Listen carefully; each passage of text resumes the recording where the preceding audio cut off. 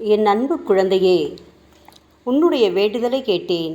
இரவும் பகலும் உறக்கமில்லாமலும் மனக்குழப்பத்திலும் இருந்து தவிக்கின்ற உன்னுடைய தவிப்பையும் கண்டேன்.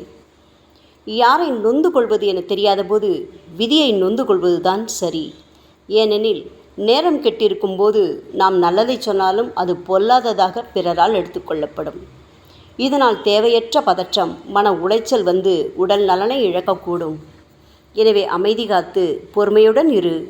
ஏற்கனவே இடம் விட்டு இடம் வந்து கஷ்டப்படுகிறாய்.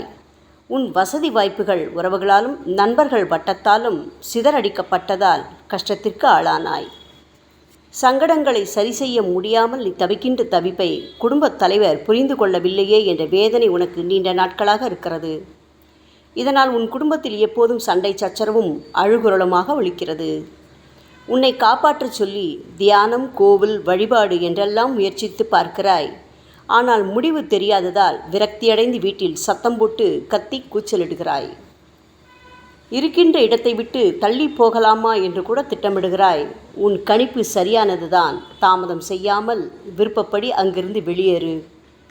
ஆனால் எக்காரணம் கொண்டும் பழைய இடத்திற்கு போக அனுமதி இல்லை. அங்கே சென்று வாழ்வை உன்னால் சீராக்க முடியாது. எனவே பின்னோக்கி போகாமல் முன்னோக்கி இருப்பிடத்தை அமைத்துக் கொள்வது நல்லது. போதிய வருமானமின்றி திண்டாடும்போது குழந்தைகள் எதிர்காலம் பற்றிய கவலை இருப்பது சகஜம்தான். அவர்களை நான் பார்த்து கொள்வேன் என்பதை மறந்துவிடாதே. இன்னும் கொஞ்ச நாளைக்கு கஷ்டத்தை நீ அனுபவித்தாக வேண்டும் என விதிக்கப்பட்டுள்ளது. அதுவரை உன் வாக்குக்கு மரியாதை இருக்காது என்ற நிலையே தொடரும். எண்ணங்களில் குழப்பம், செயலில் தடை, தைரியமின்மை, முயற்சியில் தோல்வி, வேறு வேலை கிடைப்பதில் சிரமம் என்று இருந்த நிலை சீக்கிரத்தில் மாறும். இதுவரை உன் பேச்சை யாரும் கேட்பதில்லை என்ற நிலை மாறி உன் பேச்சுக்கு முக்கியத்துவம் தருகின்ற நிலை வருகிறது. எதற்காக வாழ்கிறோம், இறந்து விடலாமா என்றெல்லாம் விரக்தியடைந்த நிலையில் குடும்பத்தில் ஒட்டியும் ஒட்டாமலும் நிம்மதியின்றி வெறுப்பான நிலையிலும் வாழ்வு வாழ்ந்து வந்தாயல்லவா? அதையெல்லாம் மாற்றிவிடுகிறேன். உனது வாழ்வில் இனி அனைத்தும் நலமாக நடக்கும். உனக்கு நான் கூறுகின்ற புத்திமதி என்னவெனில், கோபத்தை குறைத்துக்கொள். என் பக்தையாக இருந்தால் அனைத்தையும் சகித்து வாழ கற்றுக்கொள். வீண் பேச்சும் விவாதமும் உன் மதிப்பு மரியாதையை மட்டுமல்ல, குடும்பத்திலுள்ள பிறரது மதிப்பு மரியாதையையும் கெடுக்கும். இதனால் பலவிதமான பாதிப்புகள், உறவுகளிடையே வெறுப்பு போன்ற சிக்கல்களை சந்திக்க நேரிடும். காலம் மாறும்போது உனது பழைய போக்கு பேசப்படும் பொருளாக இருக்கக்கூடாது. எனவே உன்னை சரிபடுத்திக்கொள். தேவையற்ற வாக்குறுதிகளை தந்து சிக்கிக்கொள்ளாதே. வீண் செலவுகளை இழுத்து போட்டு கொள்ளாதே. அதையெல்லாம் மாற்றிவிடுவேன், பயப்படாதே. உனது பக்தியும் என் மீது நீ வைத்திருக்கின்ற நம்பிக்கையும் உன்னை காத்து உனக்கு நன்மையை செய்யும். எல்லோருக்குமே தடுமாற்றமான காலங்கள் வாழ்வில் வரும். நீயும் அப்படிப்பட்ட ஒரு நெருக்கடியான காலத்தை இப்போது கடந்து வருகிறாய். விரைவிலேயே அனைத்தும் மாறும். இதுவரை எதிர்மறையான செயல்களே நடந்தன. நண்பர் பகைவரானார்கள், உறவுகள் துரோகிகளானார்கள். இனி சமாளிக்க முடியாது என்ற நிலையால் கடன் வாங்க வேண்டிய நிர்பந்தத்துக்கு தள்ளப்பட்டாய். பணம் வந்தாலும் அது போன இடம் தெரியாமல் போனதும் இருப்பு கரைந்து போனதுமான நிலைமை என அனுபவித்தாய்.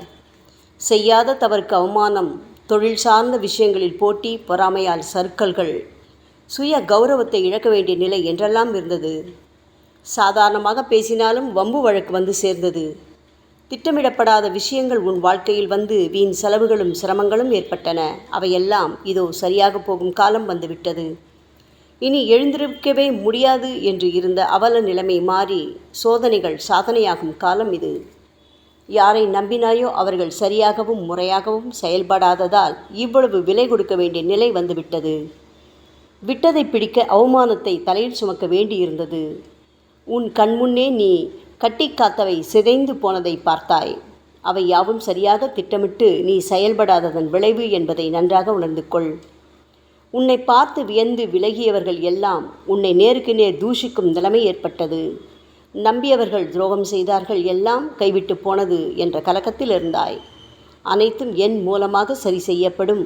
நானே உனக்கு துணை செய்து சங்கடத்திலிருந்தும் குழப்பமான சூழ்நிலைகளிலிருந்தும் உன்னை எழுந்திடச் செய்வேன் என்பதை அறிந்து கொள். பூர்வ புண்ணியம் வெளிப்படும் காலத்தில் இப்போது வாழத் தொடங்கியிருக்கிறாய். வாழ்வில் எதிர்பாராத வெளிச்சம் வருகிறது. உன்னை விட்டு விலகிய யாவரும் கூட வந்து சேரும் சூழலை நான் உருவாக்குவேன். என்ன செய்வது என்று கண்கலங்கிய விஷயங்களில் எதிர்பாராத உதவிகள் வந்து சேரும். கண்ணிமைக்கும் நேரத்தில் காட்சிகள் மாறும் காலம் உன்னை நெருங்குகிறது. உன்னை புரிந்து கொள்ளாதவர்கள் புரிந்து கொண்டு விரைந்து வந்து உன்னிடம் தஞ்சமடைவார்கள். புதிய புதிய வாய்ப்புகளும் நீதான் இதற்கு பொருத்தமான நபர் என்று அனைவராலும் அங்கீகரிக்கப்படுகின்ற நிலையும் நெருங்குகிறது. சாதுரியத்துடனும் நிதானமாகவும் பேசினால் எந்த காரியத்தையும் சாதிக்கலாம். கிடைக்க வேண்டிய பொறுப்புகளை நீயாக அடையும் வரை அமைதியாக காத்திரு. இதுவரை இல்லாத அங்கீகாரம் வந்து கொண்டிருக்கிறது. கருத்து வேறுபாடு கொண்டு விலகிப்போன உறவுகள் ஒன்று சேர சாதுரியமான புத்தியை உனக்கு அளிப்பேன்.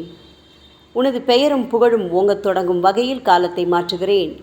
நெடுநாள் இழுபறியாக இருந்து வந்த விஷயங்களில் இனி நிரந்தர தீர்வு உண்டாகும். அனுபவித்த கஷ்டங்களுக்கு ஏற்ற பலனை இனி சுலபமாகவும் வெற்றிகரமாகவும் அனுபவிக்கப் போகின்றாய். எதுவெல்லாம் தடைகளோ அனைத்தையும் வெல்வதற்கு கேடயமாக என் நாமத்தை துணைக்கு வைத்துக்கொள். சாயி சாயி என்று உச்சரித்து கொண்டு செயல்படத் தொடங்கு. கொஞ்ச நாள் போகட்டும். மாற்றத்தால் நீ மகிழும் நாளில் தேவையற்ற விஷயங்களை நானே உன்னிடமிருந்து நீக்கிவிடுவேன். இந்த நேரம் வரும்போது உனக்கு எதிராக எதுவும் நிற்கவும் செய்யாது. திடம் கொண்டு தைரியமாக இரு. உன் குழந்தைகளுக்கு தைரியம் சொல்லு. பயந்து வாழ்வதும் பயந்து ஒதுங்குவதும் வாழ்க்கைக்கு உதவாது. எதையும் எதிர்கொண்டு புதிய நிலைமைக்கு உன்னை தயார்படுத்திக்கொள். நான் பக்கத்துணையாக இருக்கிறேன். கவலை கொள்ளாதே. ஓம் சாய்ராம்.